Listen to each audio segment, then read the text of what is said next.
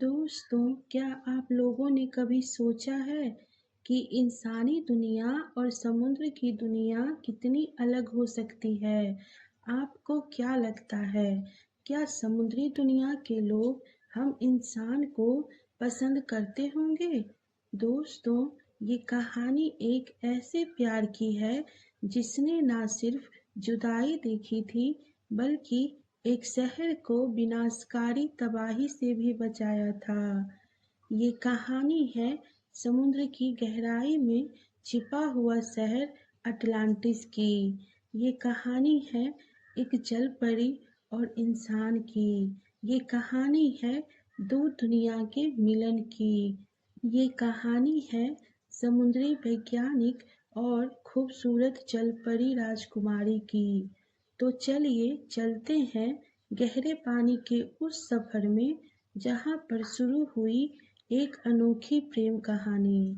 एक समुद्री वैज्ञानिक जिसका नाम आरव था, जो समुद्र के रहस्य को ढूंढते ढूंढते समुद्र की गहराई में खो गया। उसका ऑक्सीजन सिलेंडर खत्म हो रहा था। वह धीरे धीरे बेहोश हो रहा था और वो बहते हुए समुद्र की गहराई वाले शहर अटलांटिस के पास पहुंच गया। तभी पानी की अंधेरों को चीरते हुए एक अलौकिक रोशनी आई। उस रोशनी से एक जल परी निकली जिसका नाम अनन्या था। अनन्या अटलांटिस की राजकुमारी थी और अनन्या का पिता अटलांटिस का राजा था।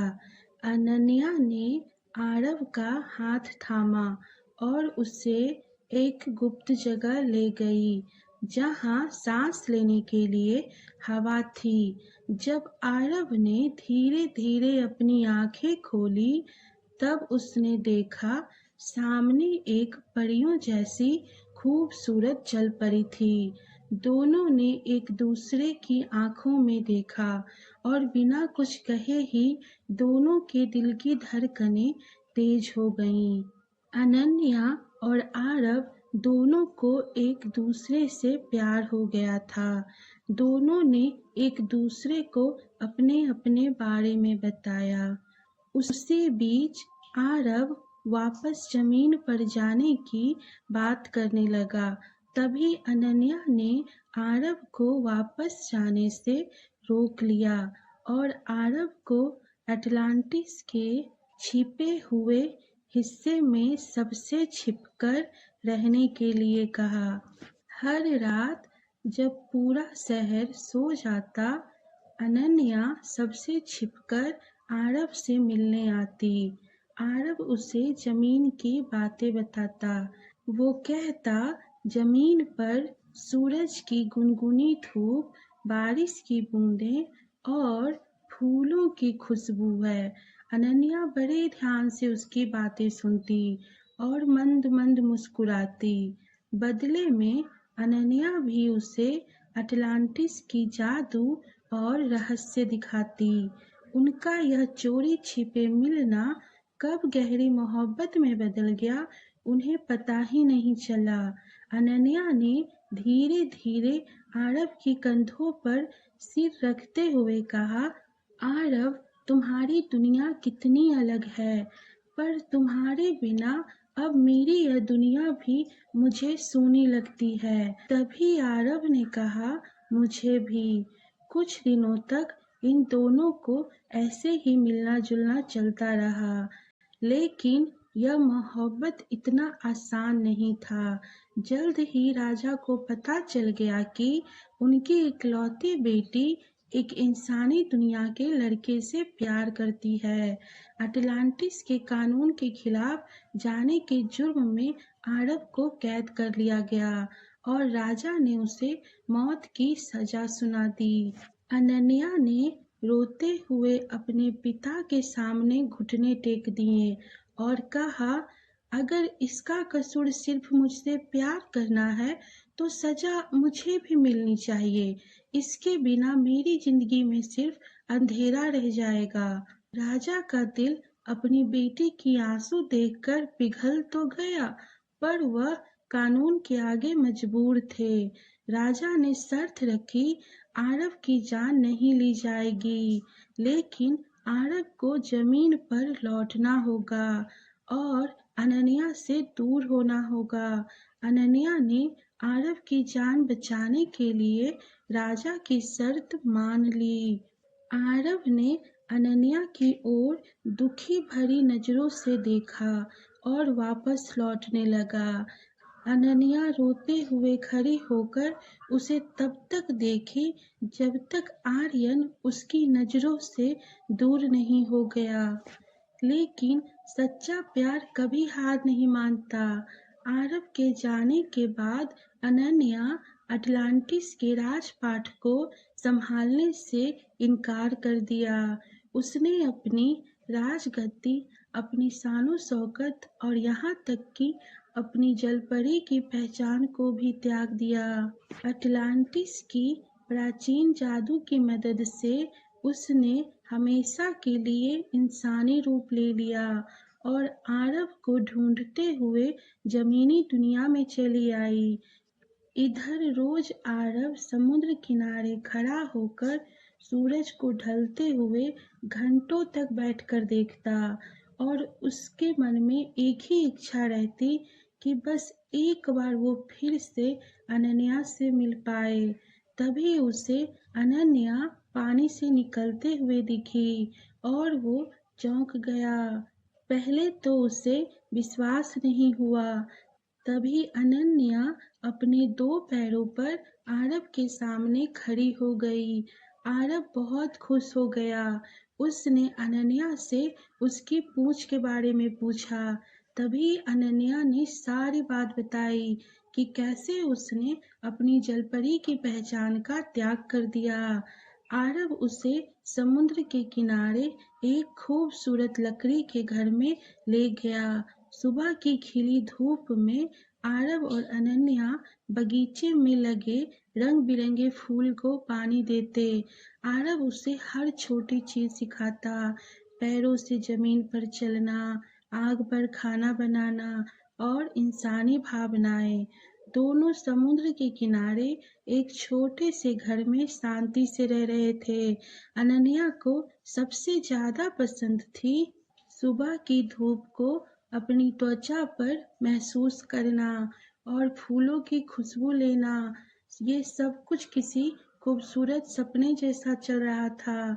अनन्या इस नई दुनिया में बहुत खुश थी, लेकिन यह शांति ज्यादा दिनों तक टिकने वाली नहीं थी।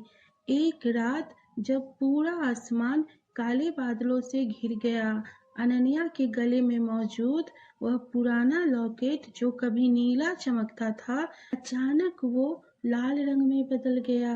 समुद्र की लहरें इतनी तेज हो गईं कि उनकी आवाज आरव के घर तक गूंज रही थी। उसे अपने पिता की दर्द भरी आवाज अपने दिमाग में सुनाई दी। अटलांटिस खतरे में है। अनन्या की आंखें खुली। उसने डरकर अपना दिल पकड़ लिया। अनन्या ने घबराते हुए आरव को कहा, आरव, अटलांटिस खतरे में है। मेरे पिता मुझे पुकार रहे हैं। लगता है समुद्र की गहराई में कोई बहुत बड़ी तबाही आई है। आरव अनन्या को घबराता हुआ देखकर तुरंत अपनी रिसर्च टीम से संपर्क करने लगा। अपनी हाईटेक सबमरीन द नॉटिलस को मंगवाया।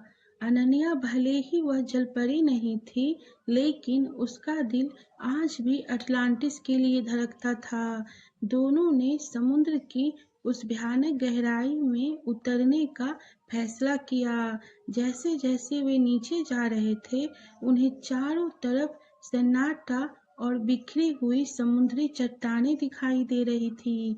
ऐसा लग रहा था जैसे किसी ने अटलांटिस शहर पर हमला किया हो।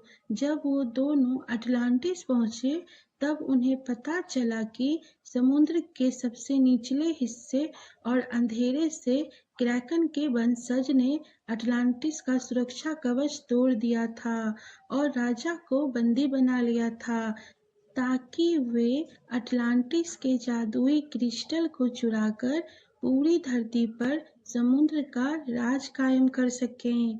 अनन्या और आरव ने पीछे हटने के बजाय लड़ने का फैसला किया। राजा ने आरव के भीतर सच्चे प्यार और हिम्मत को देखकर उसे अटलांटिस का शाही त्रिशूल सौंप दिया, जिसे सिर्फ एक पवित्र दिल वाला ही उठा सकता था। आरव ने त्रिशूल हवा में लहराया और उससे निकली बिजली ने अंधेरे को चीर दिया। अनन्या ने अपने अटलांटिस के ज्ञान का इस्तेमाल करके सुरक्षा कवच दोबारा एक्टिवेट करना शुरू किया। काली ताकतों के सेनापति ने जैसे ही जादुई क्रिस्टल को छूने की कोशिश की, आरव ने त्रिशूल से एक जोरदार प्रहार किया। समुद्र की गहराई में बिजलियां चमकने लगी।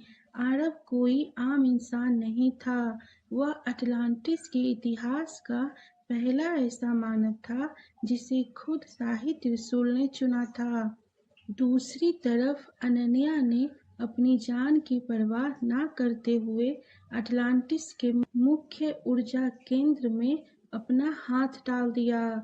उसके इंसानी शरीर में अटलांटिस का शाही पुराना खून दौड़ रहा था। जैसे ही अनन्या ने प्राचीन मंत्रों का उच्चारण किया, टूटे हुए गिलास के चारों तरफ एक अभेद सुनहरी दीवार खड़ी होने लगी। काली ताकतें इस पवित्र रोशनी को सह नहीं पाई और चीखते हुए वापस समुद्र के सबसे अंधेरे गर्त में विलीन हो गई। अब अटलांटिस सुरक्षित था। युद्ध खत्म हो गए। चारों तरफ शांति छा गई। अनन्या के पिता, जो अब काफी वृद्ध और कमजोर हो चुके थे, उनकी आंखों में अब आरव के लिए गुस्सा नहीं बल्कि गहरा सम्मान और आंसू थे। उन्होंने आरव का हाथ थामा और कहा, मैं हमेशा सोचता था कि इंसानी दुनिया सिर्फ विनाश लाती है, लेकिन आरव, तुम्हारी प्यार और वीरता ने आज हमारी पूरी सभ्यता को बचा लिया। तुम इस त्रिशूल और मेरी बेटी दोनों के हकदार हो। राजा ने अपनी मर्जी से सिंहासन का त्याग कर दिया। उन्होंने आरव को अटलांटिस का नया सम्राट और अनन्या को रानी बना दिया। जब दोनों ने एक दूसरे का हाथ पकड़कर सिंहासन पर कदम रखा, तो पूरे समुद्र ने लहरों की गूंज से उनका स्वागत किया। आरव और अनन्या के राजा रानी बनते ही अटलांटिस का एक नया युग शुरू हो गया। अब अटलांटिस कोई छिपा हुआ डरा हुआ शहर नहीं था। आरव ने अपनी इंसानी दुनिया की समझ और अनन्या की जादुई तकनीक का एक ऐसा मेल कराया कि दोनों दुनिया के बीच दोस्ती का नया पुल बन गया। अनन्या को भले ही उसका जलपरी का रूप वापस नहीं मिला था, लेकिन आरव के प्यार ने उसे अटलांटिस की सबसे शक्तिशाली रानी बना दिया था। समुद्र की असीम गहराइयों में, जहाँ कभी सिर्फ अंधेरा और सन्नाटा था, आज वहाँ दो अलग अलग दुनिया के मिलन की सबसे खूबसूरत प्रेम कहानी अमर हो चुकी थी। दोस्तों, अगर आपको ये अनोखी प्रेम कहानी पसंद आई हो तो लाइक, शेयर, सब्सक्राइब जरूर करें। धन्यवाद।